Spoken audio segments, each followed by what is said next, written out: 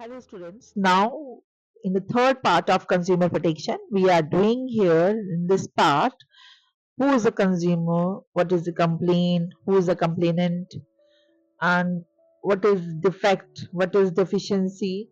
So all these things we will study here in this part of this consumer protection chapter. Okay, so now who is the consumer? As per the Consumer Protection Act, consumer is generally understood as a person.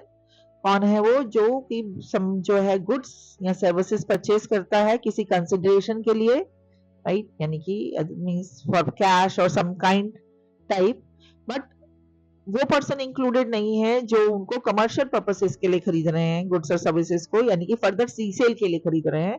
They are not called to be consumers. So consumer is who? That is, the consumer is generally understood as a person who buys or consumes goods or avails services for some consideration, but does not include a person who obtains goods or avails services for resale or any commercial purpose. So thus consumer means any of the following person: a person who buys any goods, hires or avails of any services for consideration which has been paid or promised, जो कि पे हो गया या promise किया है. और partly paid and partly promise मतलब क्या है? जिसने पे कर दिया है या प्रॉमिस किया पे करने के लिए, या कुछ दे दिया है और कुछ अभी बाकी बचा है देने के लिए, या उसने कहा है कि वो धीरे धीरे देगा इन द इंस्टॉलमेंट. मतलब अगर आपने उधार खरीदा है या कैश खरीदा है या आधा उधार आधा कैश खरीदा है या उसने इंस्टॉलमेंट पे खरीदा है, ठीक है. So buyer can be anyone who has purchased goods और hire the services, yeah, avail the services. The term includes any other user of such goods services when such use is made with the approval of the buyer. अब इसमें वो लोग भी include हैं जिन्होंने पैसे देके नहीं लिया, पर जिसने खरीदा है, ठीक है, उसके मर्जी से, उसकी कंसेंट से उसका प्रोडक्ट का इस्तेमाल किया है. Let's suppose a person has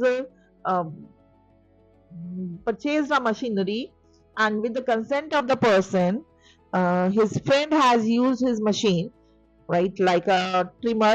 उसने यूज किया एक अपना शेविंग करने के लिए, और उसके फ्रेंड ने उस ट्रिमर को यूज किया and he has got some injury और समथिंग लाइक दैट.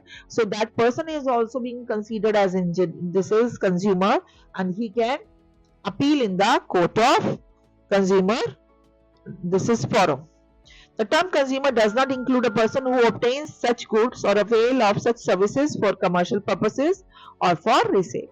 तो इसमें हमारे कौन लोग कस्टमर्स नहीं है जो कि उसको फर्दर सेल के लिए, यानी कि फर्दर जो प्रोड्यूस कर रहे हैं या जो आपके as a raw material use कर रहे हैं उस प्रोडक्ट को, या as a semi finished goods product use कर रहे हैं, और उनको जो है कंज्यूमर्स नहीं कंसीडर किया जाएगा इसमें.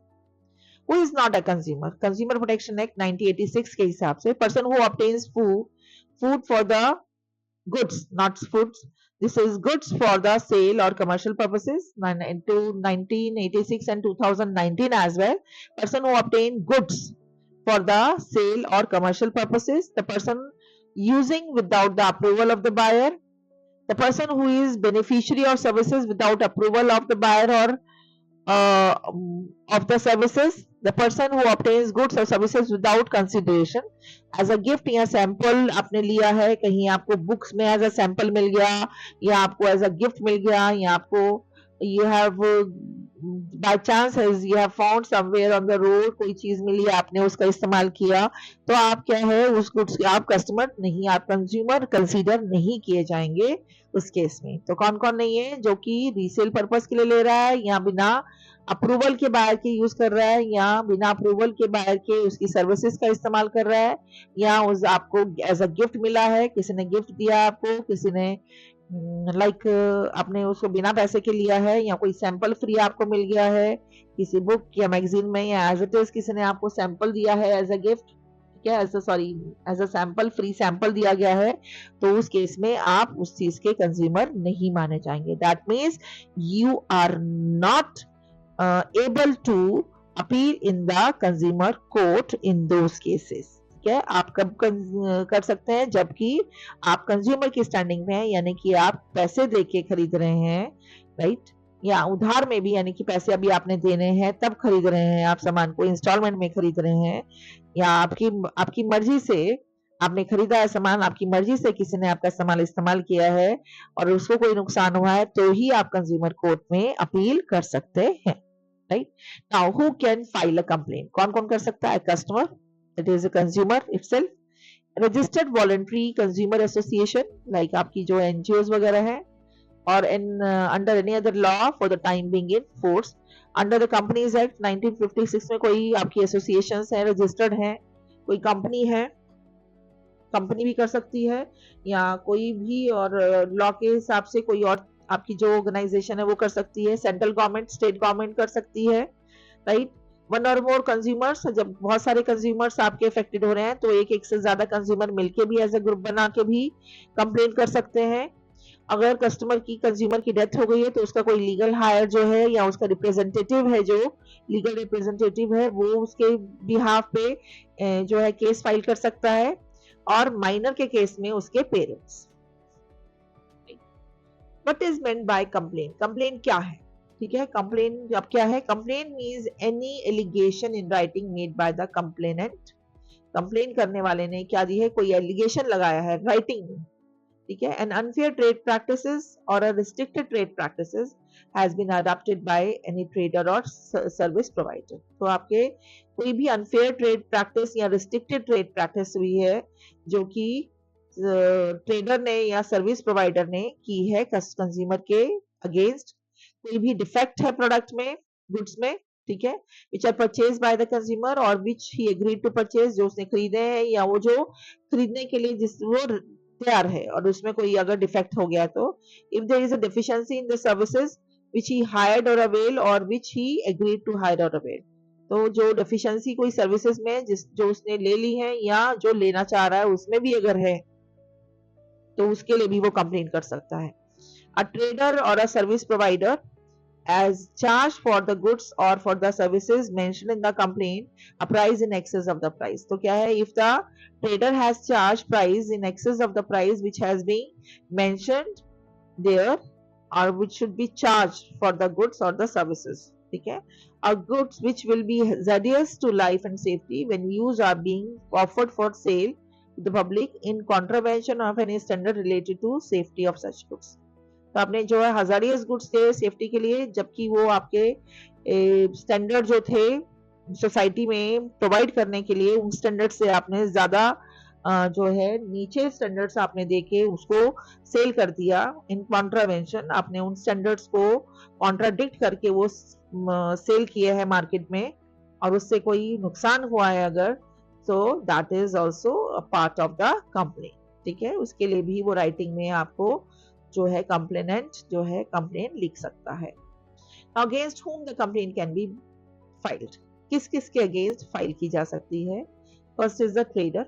The term trader means relation to any goods, means a person who sells or distributes any goods for sale and where such goods are sold or distributed in packaged form includes the packers thereof। अब क्या है? जिसमें जिसने बेचा है वो तो है ही, पर जिसने पैक किया है वो भी आपका जो है ट्रेडर में इंक्लूड होगा, ठीक है। ट्रेडर के अगेंस्ट की जा सकती है। एंड ट्रेडर कौन है? जो गुड्स बेच रहा है, राइट, डिस्ट्रीब्यूट कर रहा है, और साथ साथ पर्सन जो उसकी पैकिंग कर रहा है वो पैकर भी उसमें इंक्लूड होगा। मैन्युफैक्चरर, मैन्युफैक्चरर कौन है? जो कि मैन्युफैक्चर कर रहा है गुड्स का, पूरा पूरा पूरा गुड्स वो मैन्युफैक्चर कर रहा है या एक पार्ट उसका मैन्युफैक्चर कर रहा है। और मैन्युफैक्चरर वो भी हो गया जो बनाया तो नहीं गुड्स को, पर उसको असेंबल कर रहा है। They are assembling parts thereof made or manufactured by others and claims and the assembled products to be goods manufactured by him। उसने असेंबल किए हैं और उसने क्या लिखा है? अपना लोगो लगाया है या अपना जो है मार्क लगा रखा है, and then he is claiming कि वो गुड्स उसके अपने हैं, ठीक है। मतलब अगर आपने गलती से एक मैन्युफैक्चरर ने जो बनाए नहीं है गुड्स असेंबल किए हैं और उस पर अपना टैग लगा दिया और ये कंफर्म कर दिया कि वो उसका गुड्स हैं, तो अगर वहां कहीं फॉल्ट होता है then the person he will be responsible rather than the persons who have manufactured it, okay। goods or cause to be put his own mark, अगर मान लो उसने लगा दिया अपना मार्क लगा दिया उस प्रोडक्ट पे, मेड और मैन्युफैक्चर की उसके ये उसने मैन्युफैक्चर किए, एंड क्लेम्स और क्लेम कर रहा है कि जो गुड्स जो हैं उसने बनाए हैं या उसने मैन्युफैक्चर किए हैं। And supplier services, private public या कोऑपरेटिव कोई भी है वो, अगर वो सर्विस सप्लाई कर रहे हैं, सर्विस सप्लायर हैं, कोई डिफॉल्ट है उनमें, तो उनके अगेंस्ट भी कंप्लेन की जा सकती है।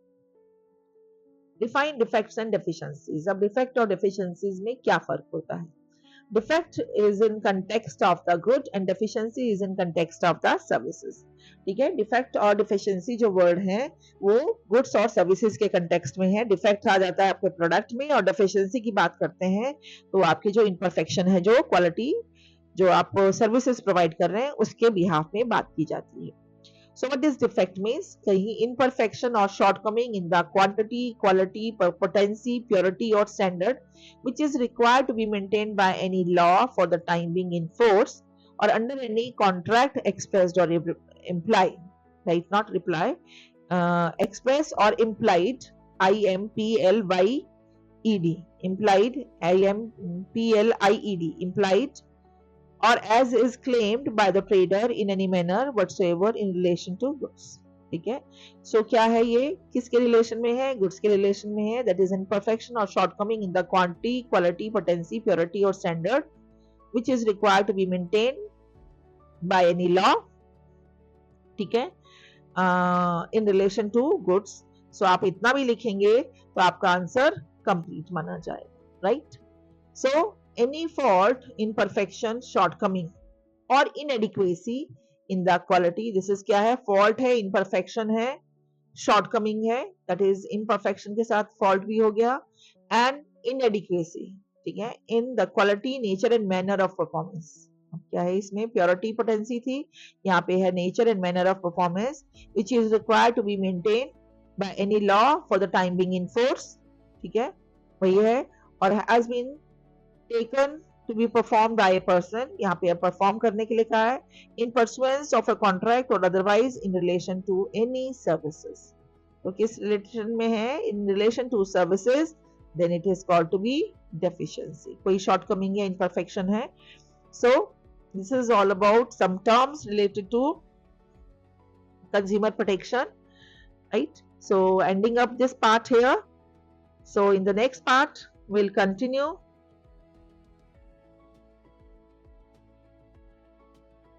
children. So thank you for listening patiently. I hope that you are understanding all these concepts.